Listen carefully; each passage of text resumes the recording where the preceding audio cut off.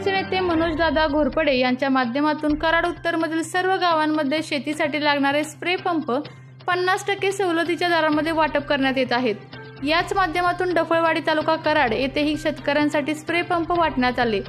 यावेळी डफळवाडीचे ग्रामस्थ म्हणाले की मनोजदादांनी केलेल्या कामाची पोचपावती दादांना मतदानाच्या स्वरूपात आम्ही परतफेड करणार आहोत।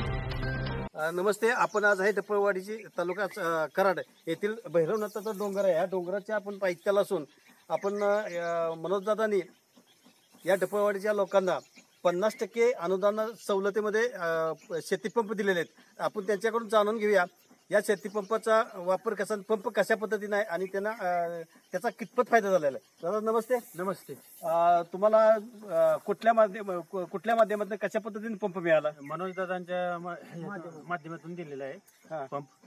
चांगला पंप चालतोय, व्यवस्थित आहे। त्याला किती टक्के सवलत मिळाली, किती टक्के पैसे भरायला लागले तुम्हाला? 50%।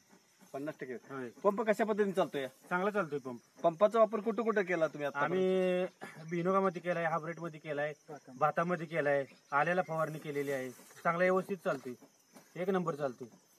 बरं, मनोजदादांनी आतापर्यंत आणखी काय काय तुम्हाला सहकार्य केलेलं आहे? आम्हाला भरपूर सहकार्य केलेलं आहे। पंप दिलेत, घरघंटी चक्क्या दिलेल्या आहेत, भरपूर सवलत दिलेत, लोकांना सहकार्य केलेलं आहे लोकांना।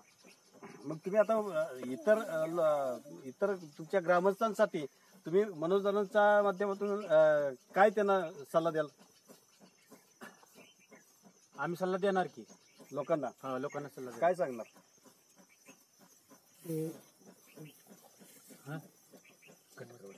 मत देणार की वाटत झालं पंप। दादा, पंपाचा वापर कसा काय वाटतोय तुला?